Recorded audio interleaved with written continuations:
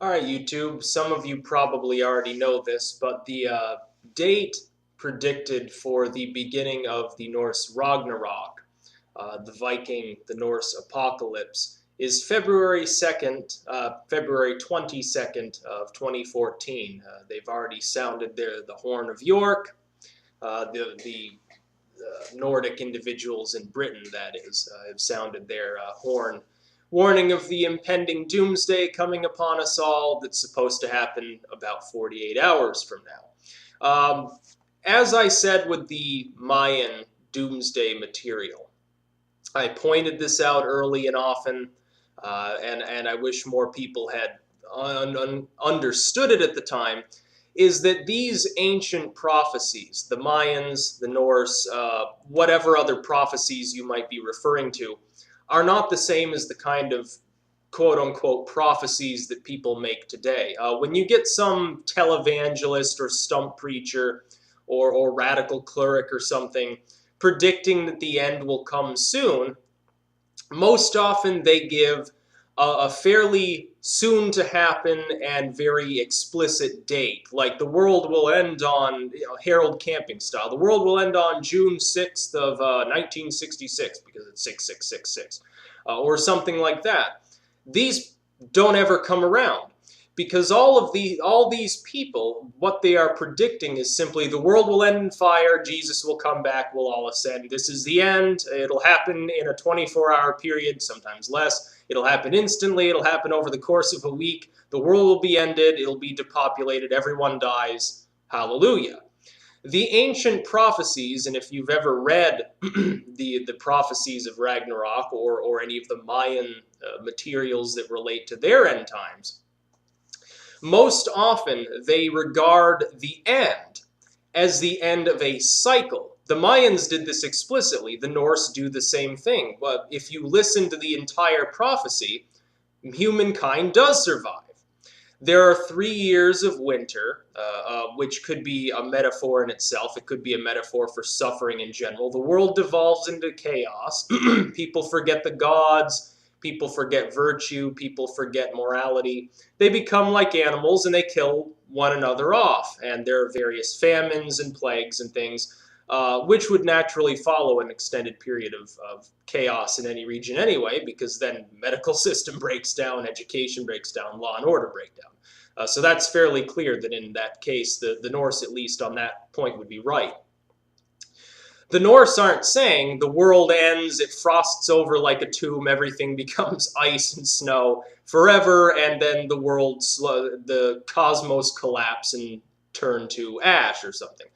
They're saying, if you read the prophecy, that the world as it is now ends, that something triggers this 3-year period of winter and or misery, if you're taking it more as a metaphor. And they say that Frey and Freya, this couple, this one man, one woman, survive and repopulate. Again, most likely a metaphor, as of course we know that the likelihood of the human race surviving from a single breeding pair is fairly unlikely. Unless they had perfect genetic health, it simply wouldn't be tenable. The mutations that would likely seep in would destroy the population after a while. They'd be severely inbred. More likely, what it's referring to is a metaphor essentially like this. There will be a 3-year period or thereabouts of intense misery. May not even have anything to do with cold weather, by the way, although it could.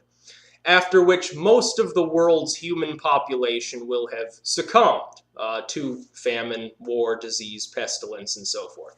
And after this period, a small founding groups of people scattered around the world or in a specific region that happen to be protected for some reason survive and thrive and repopulate the world. And they go back to the way things were in the pagan times, appreciating sexuality rather than condemning it like the Christians or Muslims do, appreciating nature rather than simply destroying it and manipulating it for their own gain, enjoying their lives, delving into the pagan sort of bohemian pastoralist world, essentially. And the Mayans predicted, by the way, essentially the same thing. The Mayan doomsday prediction, as I pointed out, was never about on this day the world stops turning, everything crumbles, and all humans die. It is about a cycle. It's the end of a cycle and the beginning. They had cycles within cycles within cycles in their calendar. They were very meticulous. They had at least 5 different incremental periods of time, each with their own meaning, overlapping in tens of thousands of possible combinations, all adding up to this long count, this Baktun period, which of course ended this last December, not December of 2012, because the cycle, the smaller count, still had to go around one full 360-day rotation. So December 21st, 2012 wasn't even the actual end date of this particular cycle. It was just the end of that one Baktun that hadn't quite switched over yet because of the way the calendar aligns. And they would have needed to do even more incredible mathematics to make it line up on that specific date with the counts that they were using. Ragnarok, if this turns out to be true, I can think of several things that could trigger a very literal 3-year winter. One would be some sort of nuclear conflict that involves the world unleashing its nuclear arms. If you look at the Ukraine, that's kind of a touchy point between Russia and the United States, and I'm sure that's going to worry some individuals. Is it likely? No, but it is possible, of course, that something like that, it could even be accidental. It could be that some terrorist group unleashes an EMP, someone thinks they're being nuked, and all of a sudden all hell breaks loose. Another thing could be one of these supervolcanoes. There's a report now today that methane is slowly seeping out of the Yellowstone caldera, which should concern people because the release of methane and all of these other materials can premeditate an eruption in a volcanic zone, or premeditate an earthquake that could cause an eruption, or preclude an eruption. That could very well cause a 3-year winter, essentially. Climate change. Whether you subscribe to climate change as man-made or the result of solar periods or any of these other things, that could result in 3 years of extreme misery for the Earth as large swaths of its surface become colder, others get drier. Of course, California's got that mega drought going on right now. Places are in deep freeze. Europe is being flooded. There's an allusion to the coasts being flooded right in the prophecy of Ragnarok. The Midgard serpent pulls in the tides and floods the earth, essentially, as part of this prophecy. So there are different ways that this would come literally and physically true. Then you can look at it as a metaphor, and you can say 3 years of general misery and suffering that depopulate a large proportion of the Earth's population. Right now, we are seeing a lot of instability in the world. The Cold War, and I've told people this, and they're oblivious to this fact. People think the Cold War ended when the Soviet Union collapsed, or shortly there and after the Berlin Wall came down. And they're wrong. The Cold War never went anywhere. It's still raging to this day. Geopolitical movements between essentially Russia and its closer allies, the United States and its closer allies. Now you've sort of got the EU. It's sort of on the side of the United States, but sort of looks out for itself.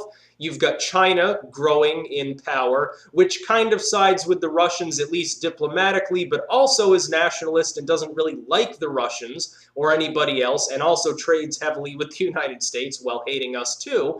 You've got the rise of India as at least a regional power in that location. You've got Brazil building its own economy in BRICS and trying to also improve its own standing and looking towards the possibility of nuclear power that could be used to develop weapons. As the natural result of its need for more and more energy. You've got an unstable situation in the world right now, where all of these countries that for about a decade there was really, during the 1990s, other than in the Yugoslavian region, you didn't have the level of competition and greed and war that you're seeing now. So, shortly after 9/11, which you can believe whatever you want to believe about why it happened and who's responsible, shortly after that, things started to unravel. Because the United States is trying to topple like Assad, Saddam, and other people in that region to solidify its power. Putin obviously doesn't want to give up the Ukraine. I've already given the reasons why. Essentially, Putin is lost without their natural gas and their grain. Venezuela is on the cusp right now with massive, massive student protests going on that almost dwarf the ones you're seeing in Ukraine, and make the ones in Brazil or Turkey look tame by comparison. Turkey is another example. Right now, yesterday, there were protests in Istanbul. There were protests in Ankara. And people, it's beginning to look a bit like that area might destabilize, at least in those urban regions. Brazil, you've still got protests going on. There are protests going on in Bosnia continuously because of the mismanagement of their government. Thailand, Bangkok is being repulsed by protests right now. The reason you're not hearing about most of these other things is because Ukraine is the largest or the most violent protest. And also because our own media over here is an outlet of the government and wants you to focus on Ukraine because it's the most important country to remove from the Russian sphere. Without Ukraine, Russia, if we put anti-missile systems into the Ukraine, Putin's lost even worse. What you could see is a situation where Russia is surrounded by countries that are hosting U.S. Missile interceptor systems, which would essentially mean Russia's nukes are no longer worth anything, and Russia loses. Literally loses the Cold War because of its failure to innovate similar systems and surround its own foes with those same anti-missile systems. It's like if you're playing Age, I hate to make a kind of geeky reference, but if you're playing Age of Empires and you've got an enemy that is cloistered on an island, with not a lot of allies, maybe not a huge economy, but you don't really want to invade, you can always send in groups of villagers and build a bunch of towers on the outside of their island. It keeps them from using their coast. It keeps them from building anything there, and they will mow down any soldiers that they send to those regions because you've just got lines and lines of towers. It prevents them from doing anything. You can then use the map at your leisure. It's a tactic that I've used when I had my geeky Age of Empire days too. That's kind of what we're doing to Russia right now. We're trying to brick them in with their anti-missile systems in Canada. There are anti-missile systems throughout the United States, obviously. In Asia, in Japan and Korea and so forth. There are such systems in Turkey and parts of Europe. We're beginning to box them in. If we built a foundation in the Ukraine and we were to move such systems into, for say India and Pakistan, which are at least marginal allies of ours, trading partners certainly, Russia would not be able to use its nuclear weapons. It would lose. You could literally invade Russia and there's nothing they could do about it except nuke themselves and fire everything at once, which would cause a cataclysmic nuclear fallout and a nuclear winter. But I'm digressing completely here. The prophecy of Ragnarok does not indicate that in 2 days' time, all of a sudden, you start getting feet and feet of snow and everyone freezes to death. It's not what it means. What it means is there will be instability, various problems in depopulation on a scale we haven't seen before, which would mean we'd need another world war or an extended period of world famine that causes a lot of people to starve. There'd be disease and various ills plaguing society.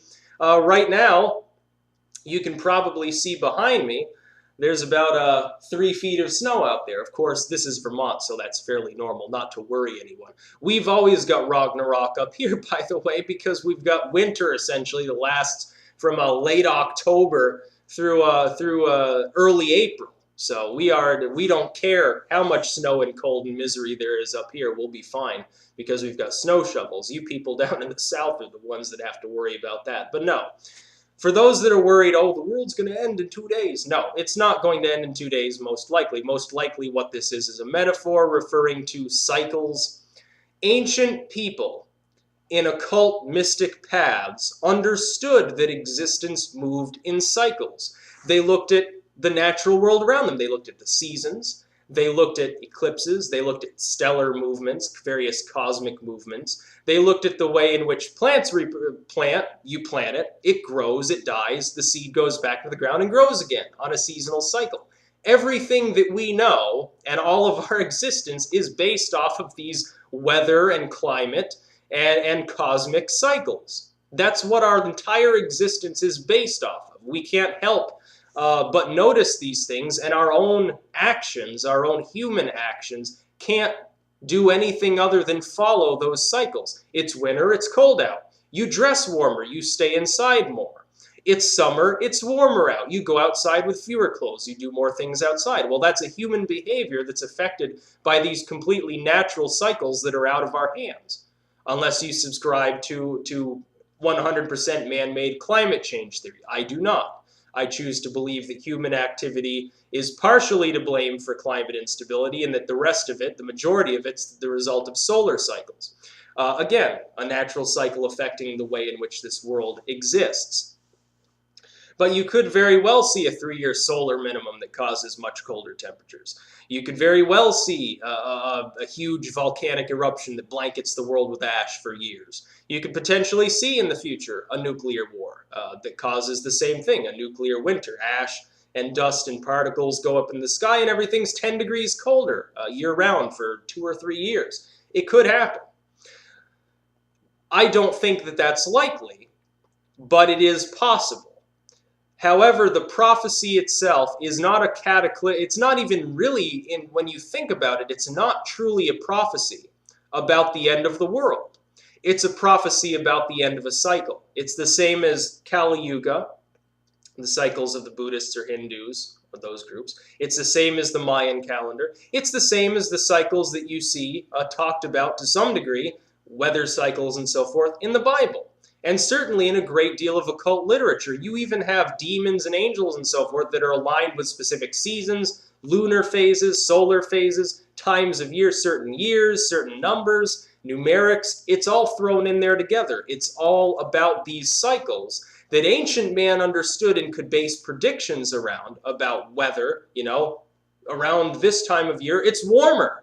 We don't know why necessarily. We know it has something to do with the sun. We're not exactly sure why, but we know that it happens with regularity. We can predict, at least to a limited degree, the future based on that.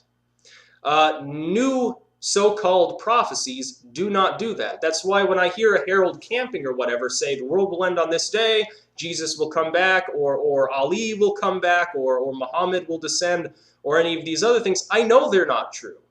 I know for a fact that they're not true. They're not actually mystic prophecies. They're just vague. They're just stupid predictions that are being made, usually by people who want to sell a book, or vials of water from a spring in Jerusalem, or copies of the Quran in English or something. That's all they are. They're money-making gigs. The ancient prophecies weren't. They were deliberately metaphorical. They deliberately referred to these cycles that are predictable, and it is possible that in the ancient past, of course, I'm one of the people who studied just enough about archaeology to know that archaeology, at least in the mainstream sense, is often wrong. It is possible that human existence goes back far enough to where they have seen events like we see listed in the Mayan calendar and Ragnarok and so forth happen with regularity. Die-offs or whatever, cataclysms, things that we would consider very negative. It's possible they've already experienced that and they understand that it happens on a periodic basis. It is funny that so many different prophetic statements from antiquity seem to coincide with the period 2012, shortly in the past, on a human scale anyway, to roughly where we are now, into the middle of this year, and into 2016, I should say, because of the blood moon tetrad sort of Kabbalist stuff that people are talking about. Yitzhak Kaduri prophecy, the Blue Kachina, the Mayans, the Ragnarok, Time Wave Zero, the Joy of Satan. Folks are still waiting for Reptilian Enki to come back. All of these things could literally be talking about the same or similar events around the same time period, and people just don't know because all of these are based on ancient lore. They're not based on what we consider modern, logical, scientific, linear thought. They're based on cyclical thought, which is why the ancient world was different from what it is now. Yes, technology was remarkably less advanced than what we have now. However, culture persisted much as it does now. All of these things that we take for granted, philosophy and logic and so forth, they date to ancient times. They were already invented back then. So as far as Ragnarok goes, yeah, it could very well herald a cataclysm of some sort. Or it could just herald completely metaphoric things that most people might not even understand because they think in a linear manner. They don't think about cycles. They don't look at the world and think of it in terms of repeating cycles, sometimes overlapping each other in multiple layers and thus giving the illusion of things constantly changing when they're actually just operating in extended cycles that may overlap for 100,000 years. they think in a linear basis. They think today is not yesterday, it'll never happen again. That's the way people think now. So that's about all. Just thought I'd cover that before the Ragnarok date hits so that people hopefully